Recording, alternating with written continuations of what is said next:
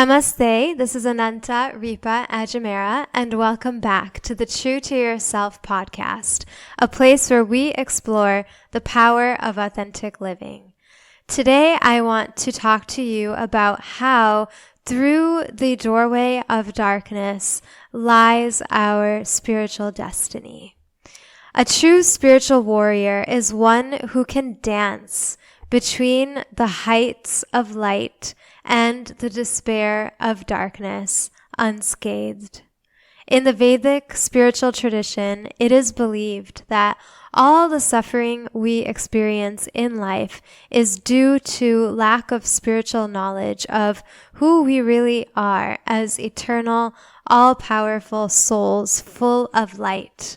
Light lives within us, and yet it is not until we encounter darkness that we have an opportunity to actually know what is light and to experience what is light. And that light is something that lives within each one of us.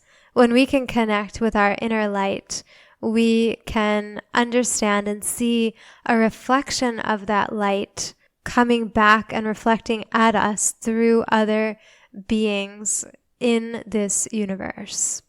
We learn about how the entire universe is an expression of oneness, and that we are all connected at a really deep core spiritual level. The spiritual science of Vedanta reveals to us how we can return back to our original state of divinity and of this pure light. In doing so, we have the opportunity to really look darkness in the face, see through all of the veils of illusions that separate us from one another and from our true self, and thereby reclaim our sovereign power as a spiritual being full of the light of 1,000 radiant suns. This title of the podcast, Through the Doorway of Darkness Lies Your Spiritual Destiny, is very deeply personally meaningful to me because the darkest experience I ever had in my life literally took place outside of a doorway where I once lived. I had been inside of my home at that time on one side of the doorway, and the person who I truly loved more than anyone else in the entire world came to the other side of that doorway, full of lots of dark emotions, rage, and frustration, as I had seen through the veils of all of the illusions and lies that this person who I had loved so dearly had lived, actually. It could have been the end of me as I knew it.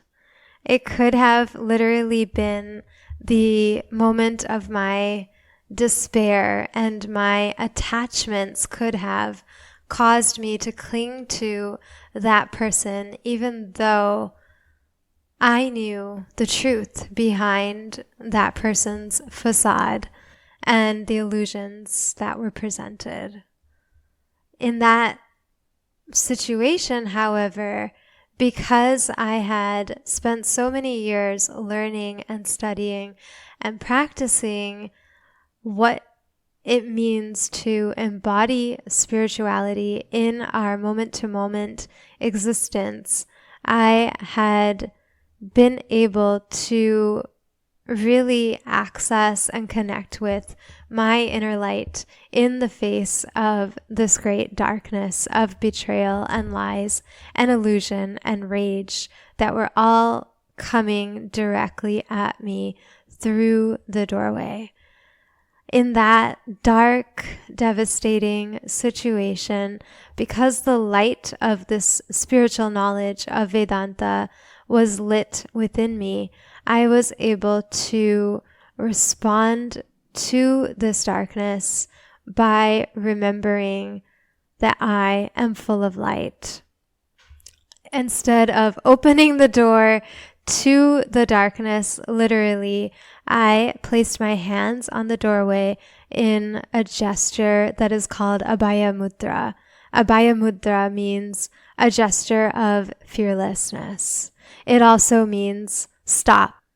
It is a really potent hand gesture that is depicted in the illustrations of various Vedic deities.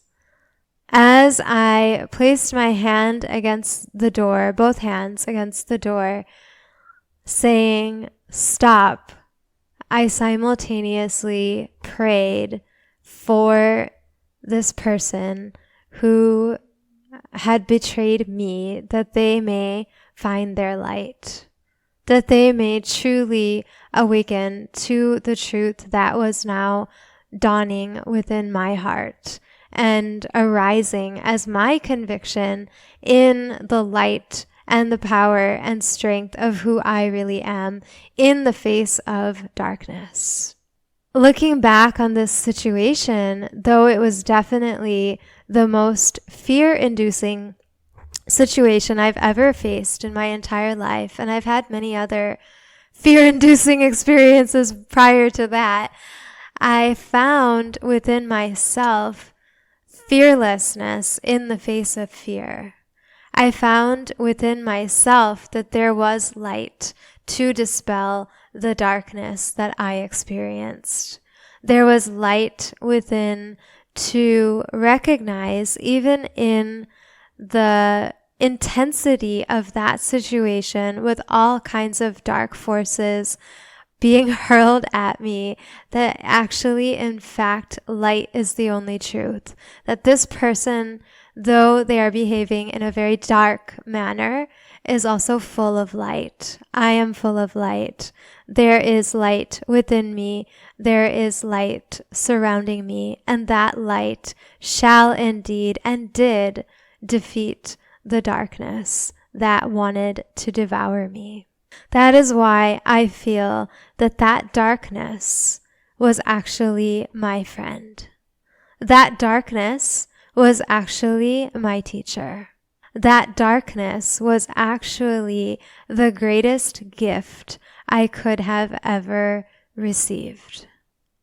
And I could only unwrap that gift because I had steeped myself in understanding what is that light within me, that power and radiance of 1,000 radiant suns. And that is the light of the true self. That is the light of the soul. And that is what we are seeking to connect with and cultivate through the dedicated practice of spiritual practices. I had immersed myself in really striving to apply the spiritual knowledge that I had taken in and consumed over a period of many years. I'm so grateful that I had spent so much time struggling and striving to really live by the teachings, because it was this internal struggle and this internal battle that I fought within my own self in terms of my own inner demons that prepared me for this very dark experience through the doorway.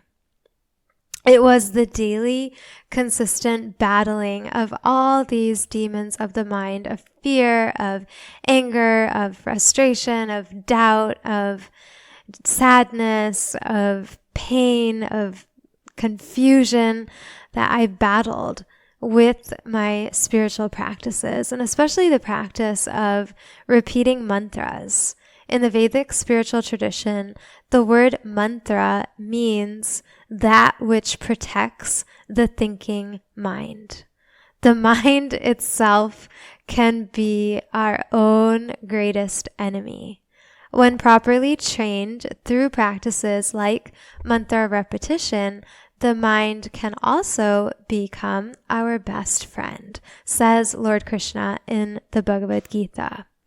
It is the practice of spiritual practices that really trains our mind to support us in the face of the greatest darkness and the greatest betrayal and the greatest violence that may be directed towards us.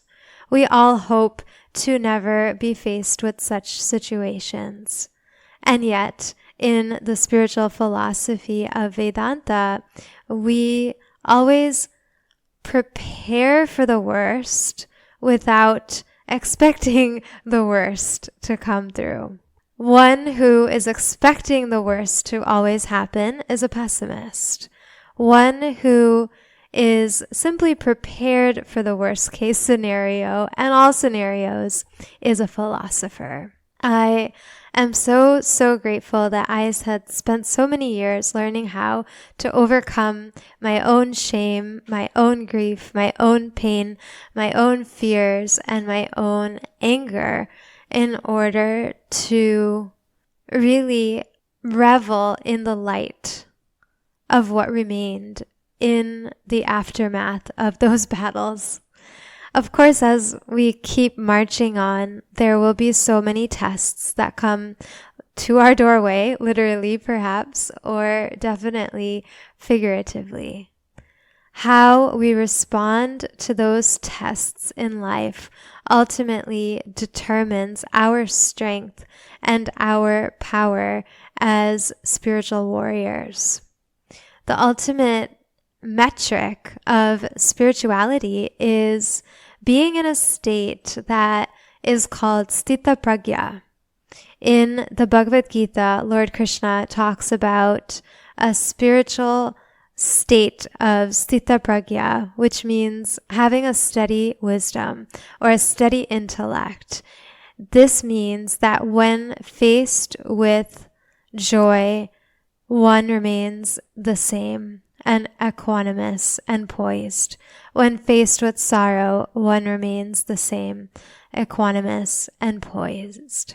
When faced with darkness, one remains the same. A really beautiful spiritual practice for cultivating this equanimity is to respond internally to each situation and ask, is that so? When someone hurls abuse at us and tells us all kinds of derogatory statements about ourselves, we can internally question, is that so? When someone lavishes on the praise and tells us we are the greatest creation ever made by that divine being, or some such words that make us feel that way, we can question, is that so? Another really beautiful practice for cultivating this equanimity, this Stitapragya, in the face of good, bad, joy, sorrow, darkness, light, pain, pleasure, is to always remind ourselves that nothing here comes to stay. Even this shall pass away.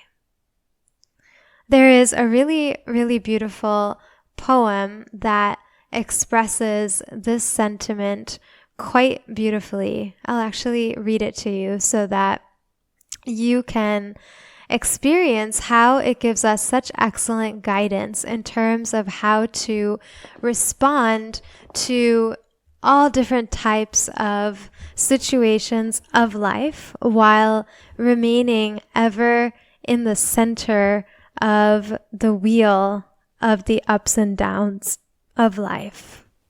This poem is called Even This Shall Pass Away. It is by Theodore Tilton, and it's one that Swami Parthasarthi shares a lot in his teachings, as this poem and this wisdom sentiment is really rooted in the highest understanding of the highest values of life and really the spirit of renunciation. The more we can let go of in our lives, the more our inner light reveals itself as that radiant power and that light of 1,000 suns. This poem is about the king of Persia. The king engraved a maxim on his ring, "Even this shall pass away." He was the perfect picture of objectivity. And this is what Theodore Tilton writes. Once in Persia reigned a king who upon his signet ring graved a maxim true and wise, which, if held before his eyes, gave him counsel at a glance, fit for every change and chance. Solemn words, and these are they, "Even this shall pass away." Trains of camels through the sand brought him gems from Samarkand.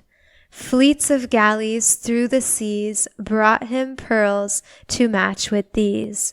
But he counted not his gain, treasures of the mine or main. "What is wealth?" the king would say. "Even this shall pass away." Mid the revels of his court, at the zenith of his sport, when the palms of all his guests burned with clapping at his jests, he amid his figs and wine cried, "O loving friends of mine, pleasures come, but not to stay. Even this shall pass away." Lady fairest ever seen was the bride he crowned his queen.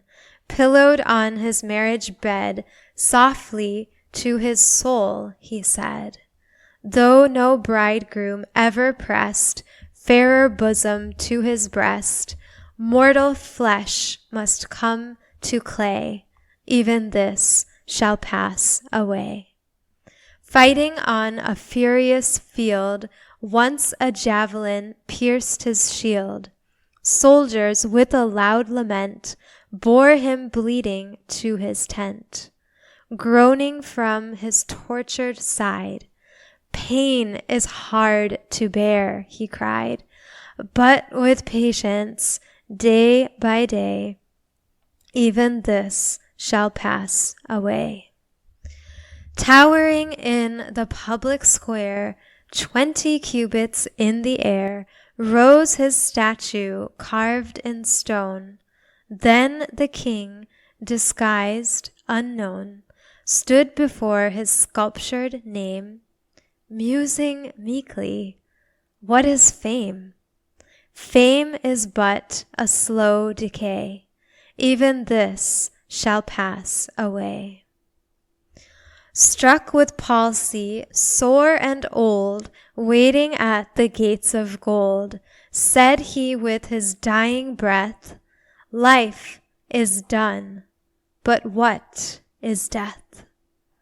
Then, in answer to the king, fell a sunbeam on his ring, showing by a heavenly ray, "Even this shall pass away."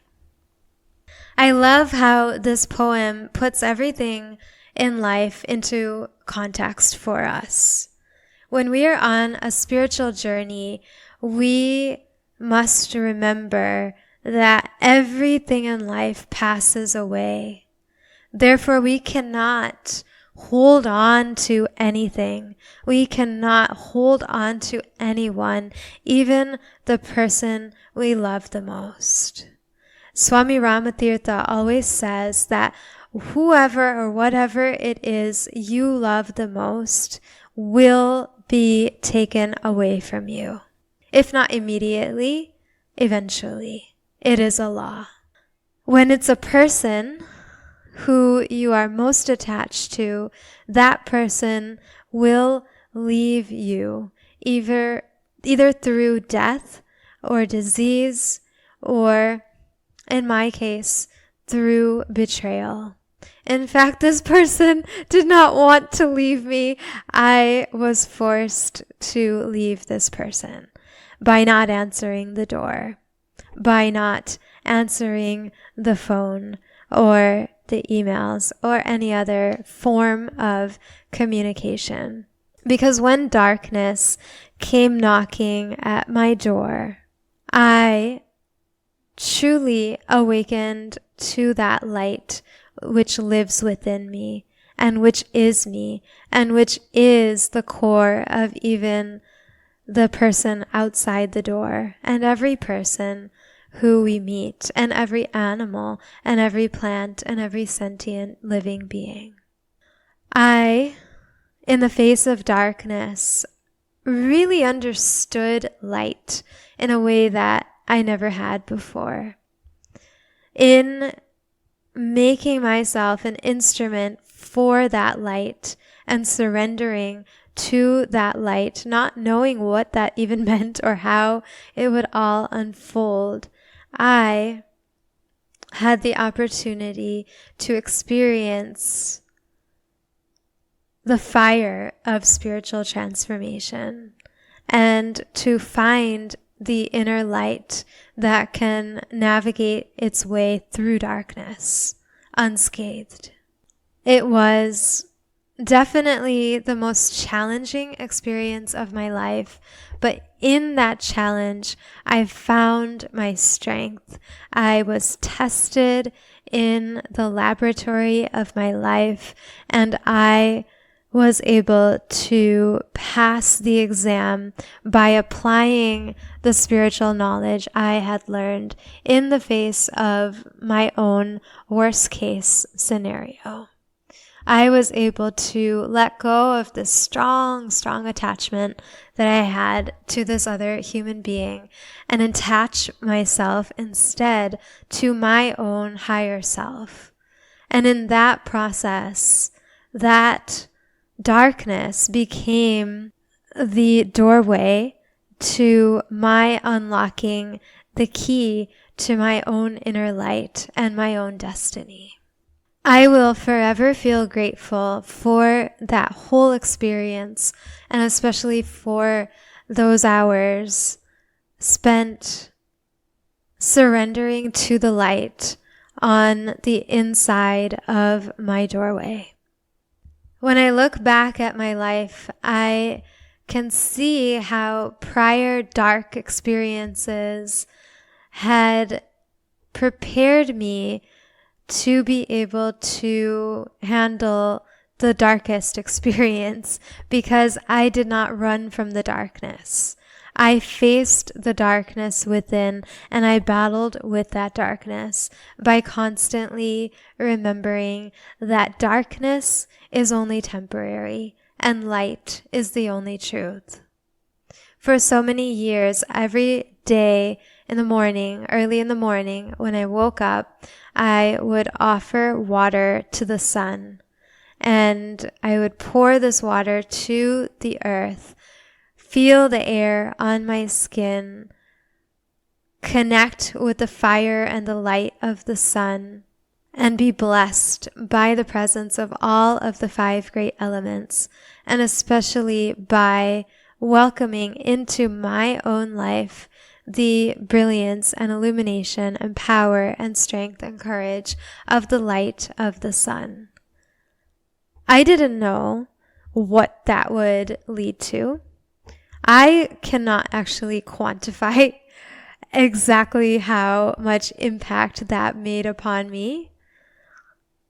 But let me tell you, all those years of accumulated practice of welcoming in the light, of seeing the outer sun and connecting with my inner self, of chanting these mantras, of doing lots of actions that were purifying my karma, and constantly remembering the true self, hearing about the true self, contemplating on that self, and really striving to live a life in alignment with those teachings prepared me to do the greatest letting go I have ever had to do in this situation. The only way to defeat darkness is through cultivating our light. And the only way I believe, from my experience, that we can cultivate light is to really study the ancient teachings that reveal to us how we mortal beings can journey from untruth to truth, from darkness to light, and from mortality to immortality. This is the essence of the spiritual journey that we celebrate on festivals such as Diwali, which it happens to be this week. And it is this eternal battle between darkness and light that we contemplate during this time. And we really celebrate the eternal victory of the light in the face of darkness. No matter how dark it gets, light is the only truth, and light is the reality. The more we connect with our inherent oneness with all beings, even those who behave in dark manners, the more we connect with our own inner light that can dispel the darkness of others' behaviors. There is no dark force out there. There is only the darkness of our own ignorance of who we really are that we need to constantly address and face and battle with through spiritual practices that reveal to us our strength, our power, our clarity, our wisdom in the face of despair, in the face of seeming outer demons, and in the face of darkness. There is no outer darkness. There is only ignorance. The more we ignite the fire of knowledge within ourselves by continuously practicing remembering that light is the only truth, hearing the words of the sages, contemplating their messages, and then shifting our every thought, our every word, and our every action to align with that essence of truth, of oneness, the more we are able to ignite within ourselves the greatest healing and transformation. And when we do that consistently, we can also accept the invitation of darkness at our doorstep as our invitation to go truly deep within, connect with the core of our being, and experience the truth, the power, the light, and radiance of who we really are, the light that can defeat all darkness. I feel so grateful this Diwali to great sage teachers such as Swami Parthasarathi, who continue to carry on this great tradition of Vedanta through the generations. Swamiji, as he is called, is 94 years young and truly such an inspiration to watch and witness and learn from. I have only met him once in person, but I have tremendously benefited from his teachings, which have so clearly elucidated the light of truth and wisdom in my life. I really encourage you to check out his teachings at vedantaworld.org and to consider even enrolling in his online Vedanta e-learning program. I also want to share with you about a really special friend of mine named Gautam, who has inspired the title of this podcast, True to Yourself, as well as the title of this episode, Through the Doorway of Darkness Lies Your Spiritual Destiny. Gautam is a really dear friend of mine, and I have benefited a lot from his intuitive guidance and readings. He is a wonderful channel of divine wisdom and has a really beautiful gift for helping us connect with our own higher self and the guidance of our own higher self.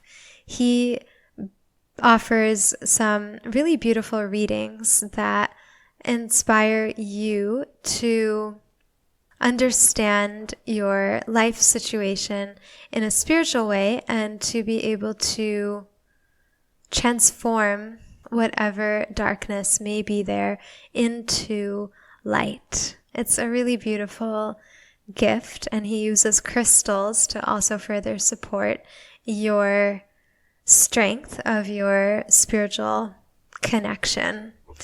He can be found on gemsofclarity.com and will be available to offer you some recommendations of specific crystals that you can work with, as well as insights that he channels directly from your own higher self. I also encourage you to follow at True to Yourself podcast on Instagram and to come on over to theancientway.co and subscribe to our newsletter to learn more about our upcoming programs that are on their way to you in the new year. We have been working a lot on our vision and long-term programs and strategy and plans for how to remind more and more souls of the light that lives within through the practice of spiritual practices and through absorbing timeless spiritual knowledge and teachings from traditions like Vedanta, as well as Ayurveda and yoga. You can check us out again at theancientway.co. We'll be updating the website shortly with more about our offerings, including a special new True to Yourself leadership certification program, which will literally take you on a journey from darkness to light to prepare you to do whatever you feel is aligned with your highest self and your highest calling and purpose in life. It will prepare you for leadership as a parent or a teacher or an author or a counselor or a leader of an organization or business or any other kind of endeavor in life. It is going to be a really deep journey through the chakra system and involving cultivating 9 special powers that live within you. I have gone through this process myself. I've written my second book about this transformational journey and process, and I really feel so grateful to be able to extend the opportunity to you to be able to go on that journey with me and with Gautam and with some other wonderful beings who will be part of the program in the next year. It's going to be a really, really sacred journey to undergo some deep healing and transformation in the company of other seekers who are striving to really embody the light of ancient wisdom physically, emotionally, and spiritually. And speaking of Gautam, there is another Gautam who will be joining me for the next episode of this podcast. Gautam Jain is a very long-term student of Swami Parthasarathi. He had spent a decade studying directly with Swamiji in India, and then, as he says, Swamiji got tired of him and sent him to the United States to simply spread the teachings and share with seekers abroad, which he has dutifully been doing along with the support of his wife, Ritika Jain. They are really beautiful souls, and I'm really looking forward to interviewing Gautam and talking with him about the process of change through the philosophy of Vedanta. So be sure to stay tuned for that episode and much more to come on the True to Yourself podcast, a place where we explore the power of authentic living. Thank you so much for joining me. Namaste.